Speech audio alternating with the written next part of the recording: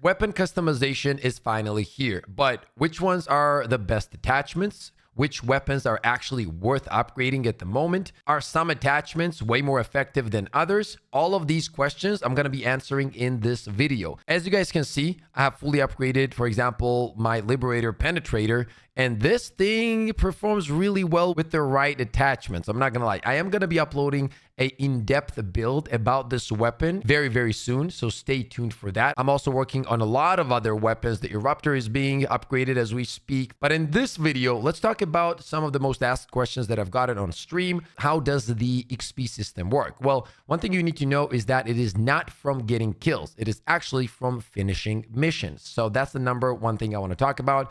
And essentially what that means is you jump in a mission, you complete it, whatever XP you get. Let's say when we would get like 2100 XP from the mission, usually approximately like 2050 would go to the weapon. So it's very close to your mission completion XP. It's never the exact same. Sometimes it probably can be, but that was our experience. On top of that, it does matter what level, what difficulty you're playing on, right? Because for example, max difficulty will give you more XP, which means that you're going to be upgrading your weapons faster. If you do complete side missions, by the way, that also adds to the amount of XP you're going to get to the weapon. Same goes for the Mega Nests, main mission. And on top of that, if you extract, you get bonus XP as well. Now, I did today upload a video on the fastest way we found to level up our weapons. That said, you do not have to do that. Play the game at your pace. Enjoy it. This is all about progression.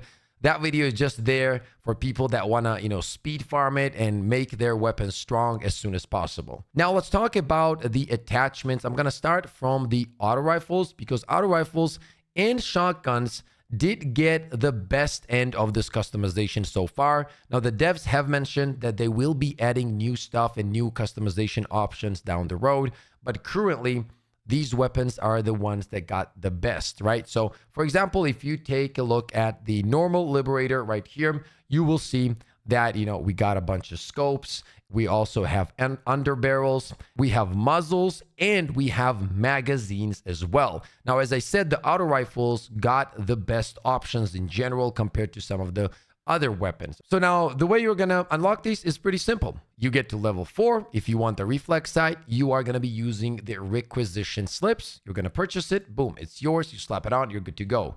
Now, with this weapon customization, there is no way for us to spend our samples, which in my opinion is pretty unfortunate, but it is what it is. Currently, the way to buy these is requisition slips, so do keep that in mind. Now, what I would do is as you're leveling the weapon, if you unlock something, just go ahead and buy it because by the time you do the next mission, you're probably going to get that money back. So it's kind of not worth it to not purchase it and just sit on the money, okay, a lot of the times. Unless you're getting to the end of leveling, which the prices do go up and they're going to cost more and more. When it comes to the underbarrels, guys, these are very important specifically for shotguns as well. And we're going to talk about that in general, but they are very good for any of the weapons, okay? You see the spread on the right, and that makes a big difference. Just look at the grouping of the bullets right under my camera, and you'll see what I mean, right?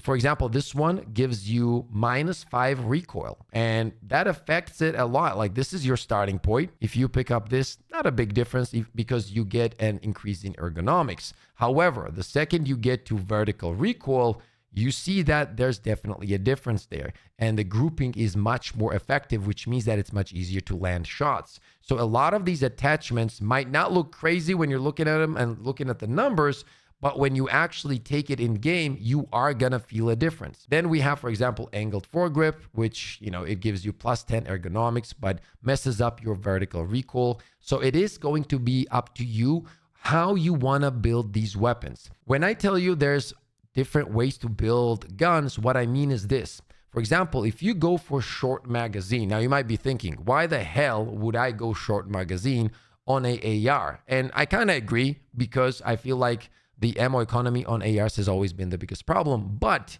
if you're trying to build a weapon that has incredible, for example, reload time and tons of magazines, just look at the short magazine perk, +4 on magazines and -1 on reload time, which is very good. even though obviously you get only 15 per magazine. The point is, if you're trying to create a gun that is like super fast and super responsive, right? Like get the bullets out, quick reload, and you have like so many magazines. But on top of that, the cool thing is that if you go full on into ergonomics, right? Right here, you see an option for that and so on. Another one here, you will have a very fast feeling, responsive gun. Now, is that the best option? That's a completely different conversation. And I am going to be creating builds for all of these weapons, and I'm going to let you know. In my opinion, definitely not. But the option of having such weapons is really cool, because that means that there's also the other side of this, which means that you don't focus too much on ergonomics, but you can focus on ammo economy, right? And bullet grouping. And that's when, for example, the drum mag comes in, where you get plus 15 magazine capacity. Now, one thing you need to keep in mind with drum mags is that you lose 2 magazines overall. Now, while this sounds bad, the reality is you still keep the same amount of bullets overall, but you do shoot more per magazine, which in my humble opinion has always been the biggest problem of ARs. So yeah, drum magazines are still gonna be 100% worth it. So ARs, most of them, and we're talking about light pen ARs, did get such upgrade. Now, one thing I want you to know is that not all of them did. For example, if you go to Tenderizer, which I was hoping on would get that kind of upgrade, a drum mag, even though it's light armor penetrating and its damage is pretty high, and that's why I was hoping for it.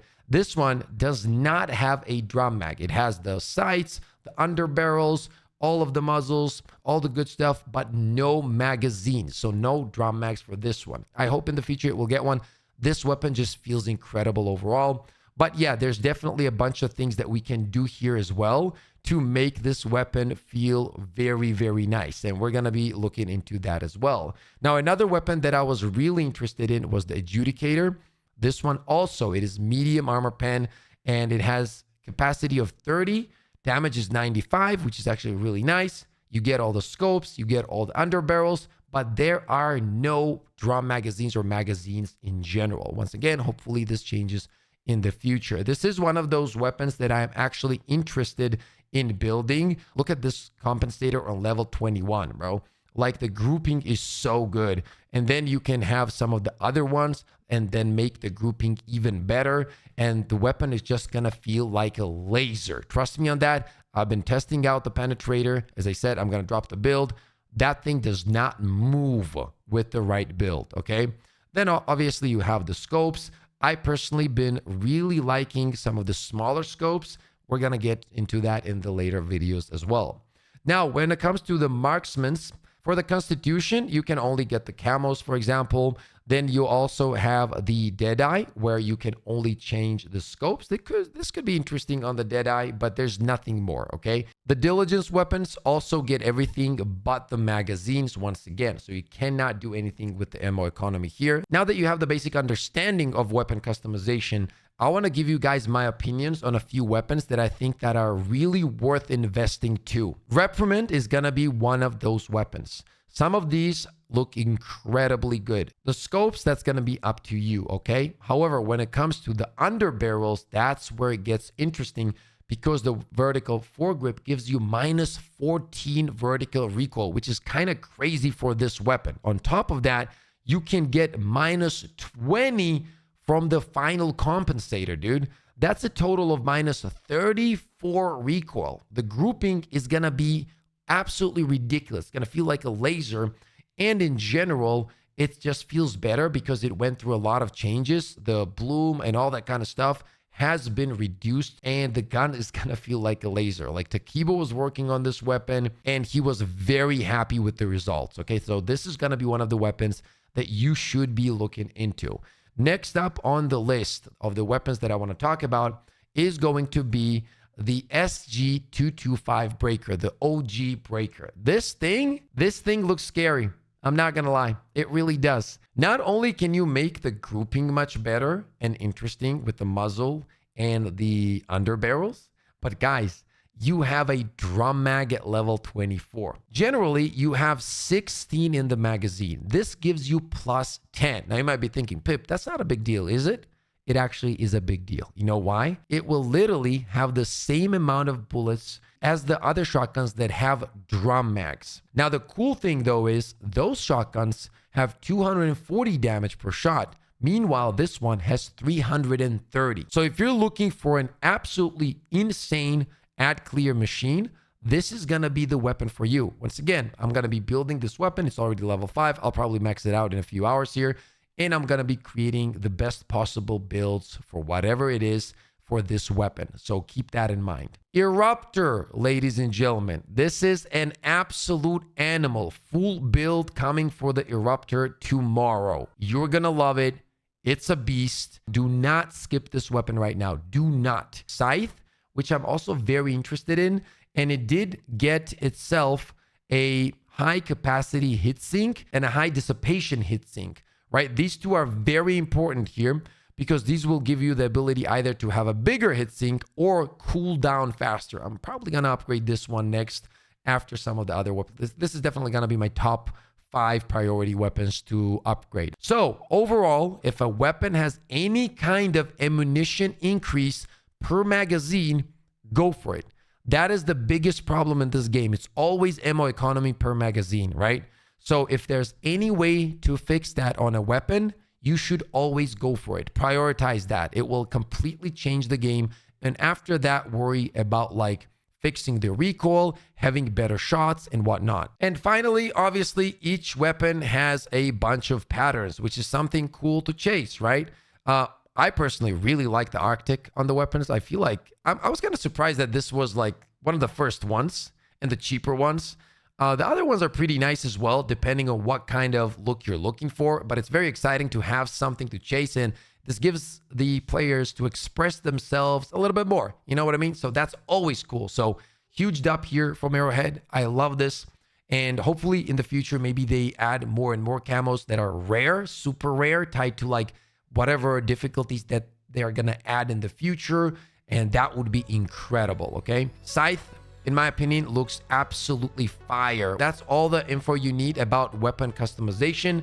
I'm going to be dropping tons of builds for all of these weapons, so stay tuned for that. Thank you for all the love and support you've been showing, both on streams and videos and all that. I truly appreciate it from the bottom of my heart. Hope you guys enjoyed this one. If you did, slap a like, sub to the channel. As always, stay positive, stay disciplined, and I'll see you all on the next one.